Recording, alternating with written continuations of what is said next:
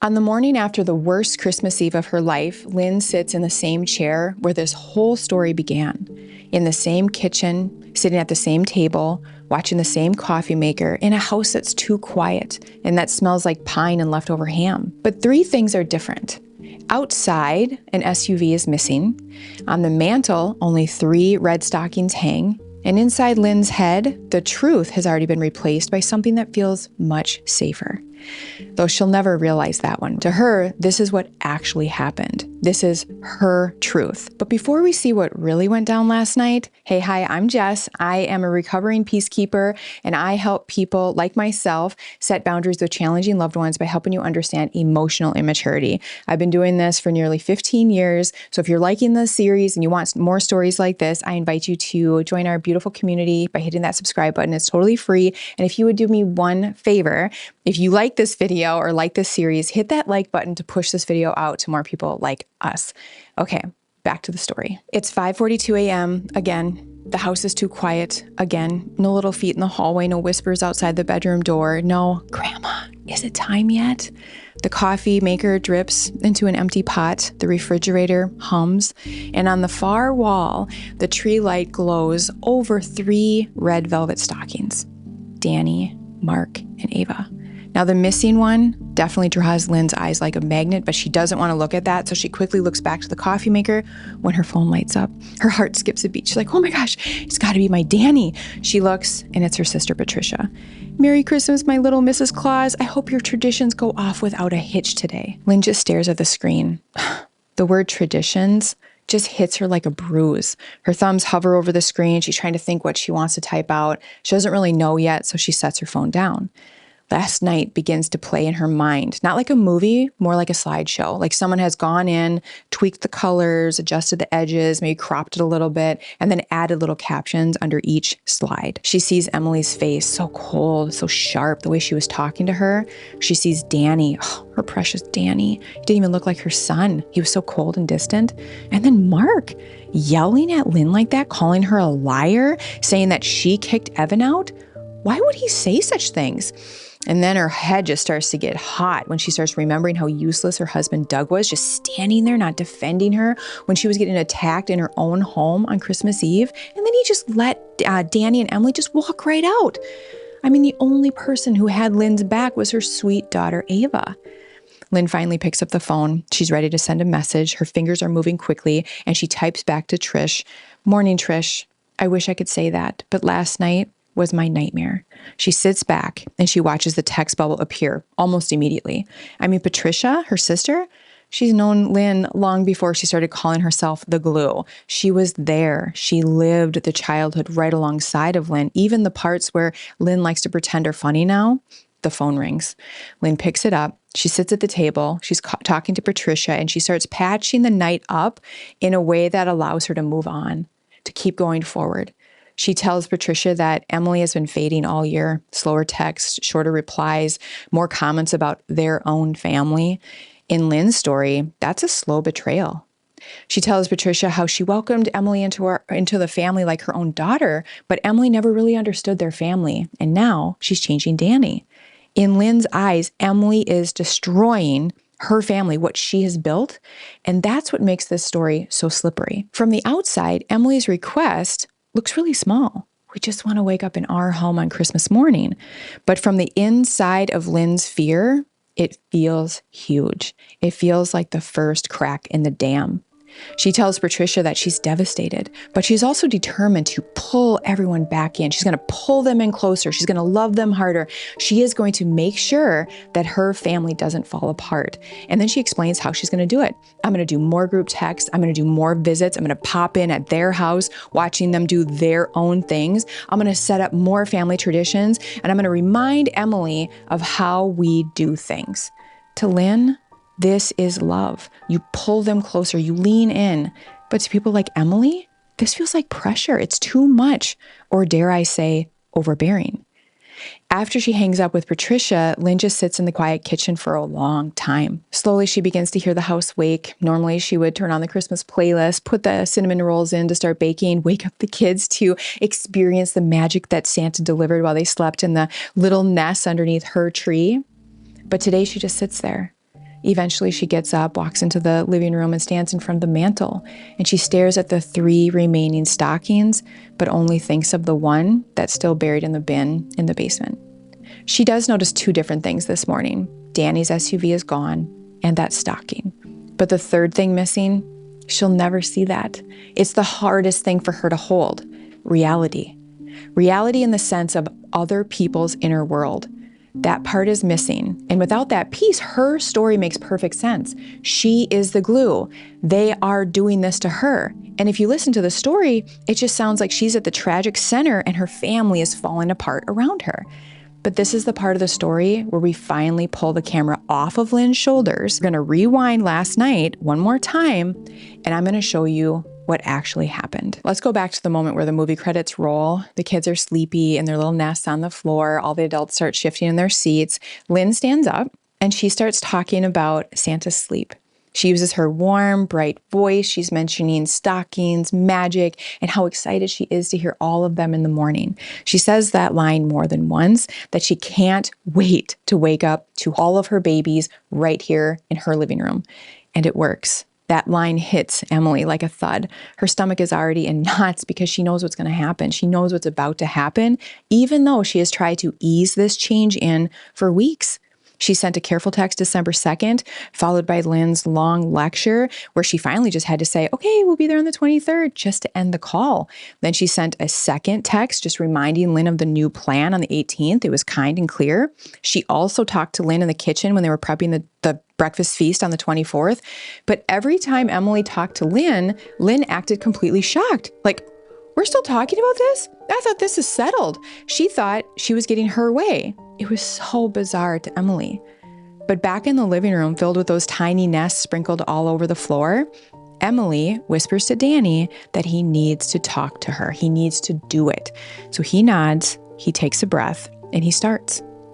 He tells his mom, thank you. He compliments her, tells her how much the kids love it. And then he does choke out the one thing he has to say, that they're going to be heading out. They're going to be heading home so the kids can wake up in their own home and experience Santa's magic there. He doesn't shrug. He doesn't say, I don't care about your traditions. He doesn't say, deal with it. And then Emily starts, but not by saying, for once, we just want to have our own Christmas. But she explains very gently that she wants to share the holiday with Lynn, not take it away. It's just that the kids are getting old enough to remember waking up in their home too. Her voice is soft before it cracks because she begins to cry. Emily is trying to hold 2 things at once, her love for Lynn and the respect she has for herself. But that's the moment that Lynn's fear takes over. As soon as Lynn hears the words, wake up at home, her body reacts. I mean, she feels like she's standing on top of a staircase and someone just yanked the railing away. Her heart goes crazy, her throat closes up, and her vision narrows in on Emily. And in this moment, Lynn doesn't feel like a 64-year-old woman in a cozy house surrounded by her little grandbabies in their nest on the floor. Right now, she is a little girl again in her parents' home, and no one's in charge, and anything can happen to her.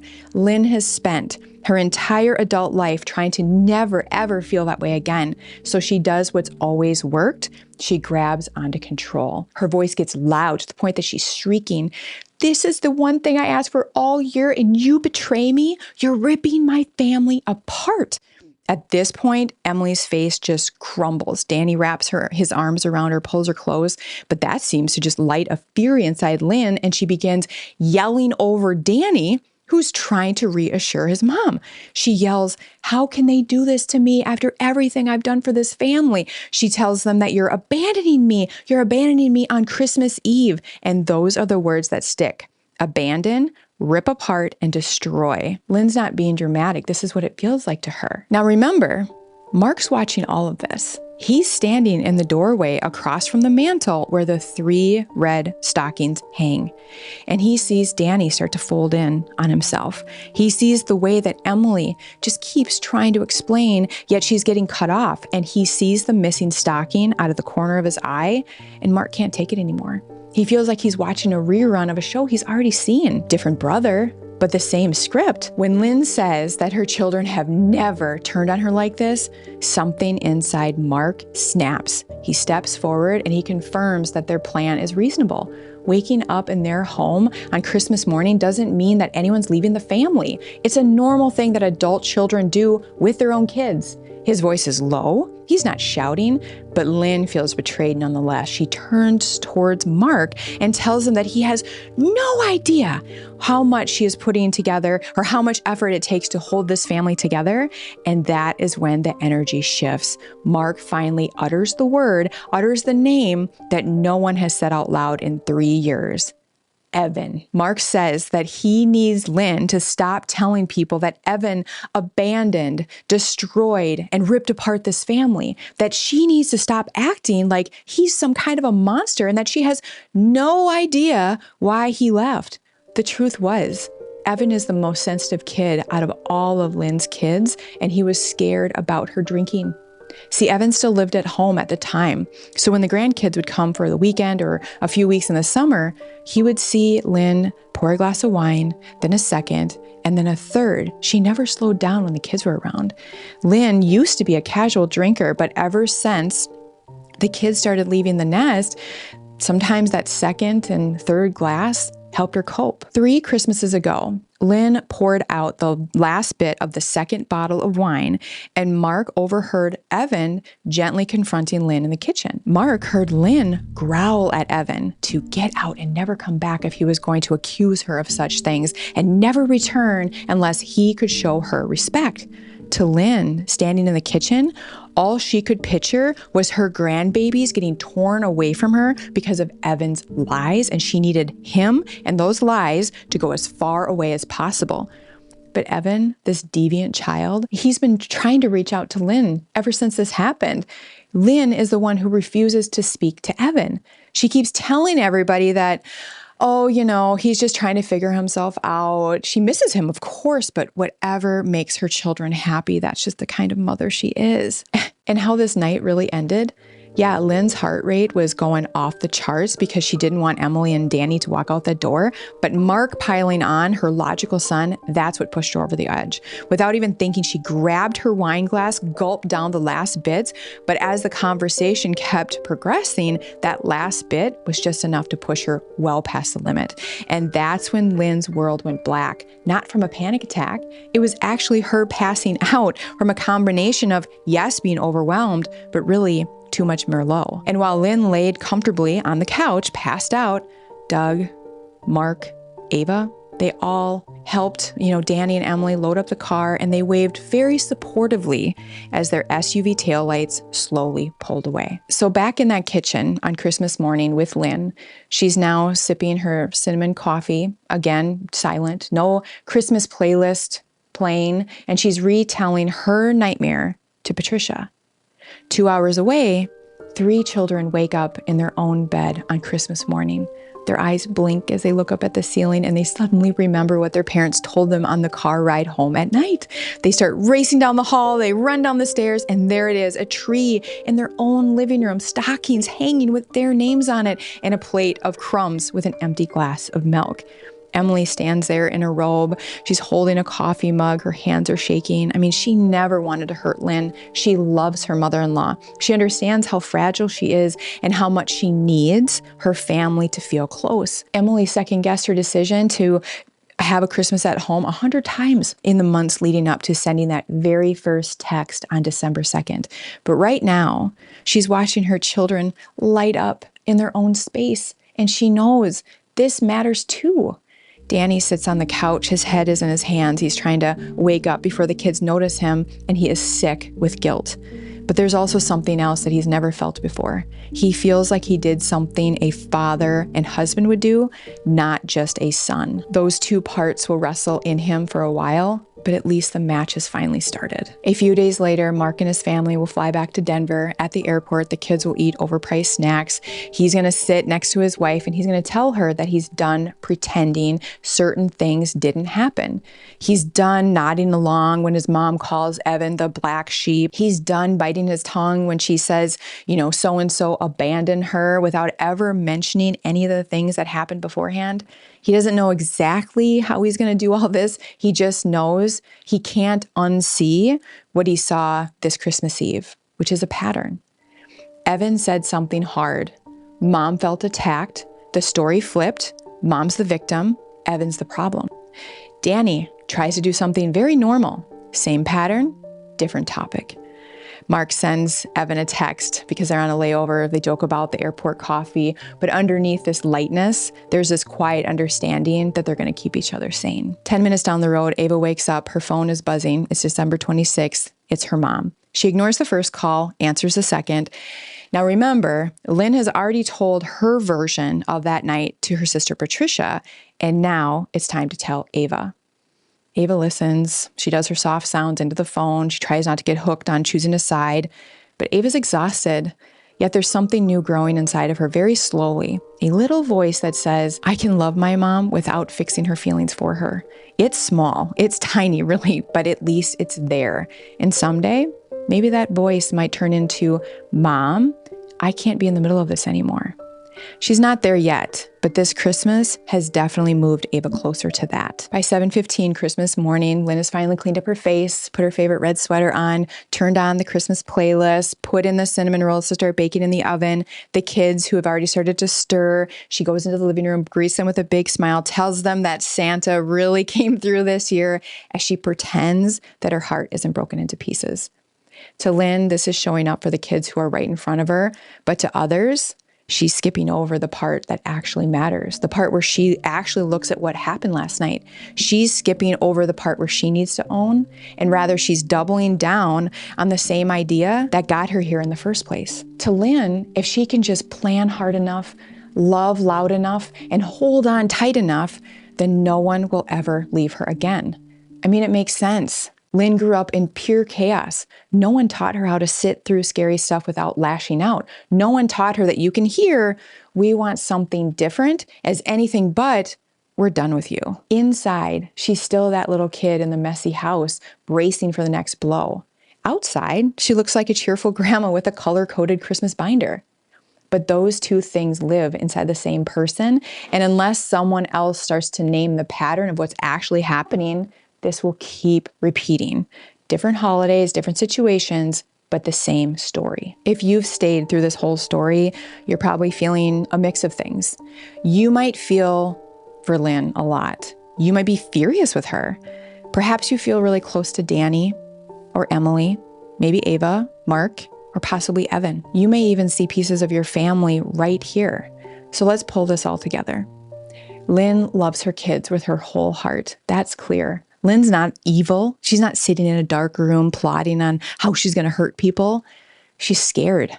She's scared of being left. She's scared of being bad. She's scared that if her kids and grandkids don't need her for Christmas, they might leave her altogether. That fear runs so deep that when one of her kids asks for just a tiny shift, a morning at home, a different plan, a quiet truth about drinking, her body reacts like it's life or death. And instead of feeling that fear and saying, whoo, this is a big feeling, she does what she always has and she grabs for the story.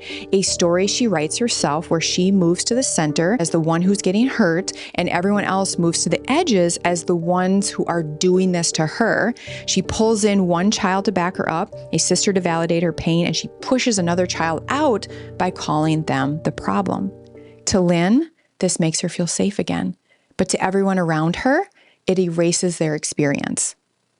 People like Lynn never learned how to sit in the middle of hard feelings and just stay there.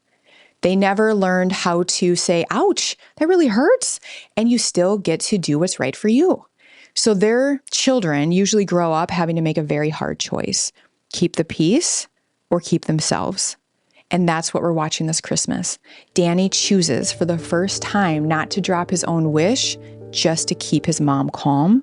Emily chooses for the first time not to shrink her voice all the way down to nothing. And Mark chooses for the first time not to pretend he doesn't remember what really happened with his brother Evan. Ava, well, she's not choosing yet, but she's starting to ask, maybe there's a different way. In real life, after a rupture like this, there's usually not a dramatic whew, and everything just worked out. It's rarely that clean. More often than not, this is what's going to happen. Text conversations are going to feel awkward and weird. Apologies are never going to come from the people who have to take accountability. Visits will get shorter, and holiday plans are going to fall apart. More people are going to say, we're just going to stay home and do something quiet this year. Sometimes a parent like Lynn does exactly what she promised. She'll double down, she'll throw more events, send more texts, and she'll tell more people her side of the story. In her mind, she's holding her family together, but in reality, the tighter she squeezes, the more tired everyone else gets, and the more that they start to pull away, not because they hate her, but because everyone needs room to breathe. And here's the really hard part of this whole thing.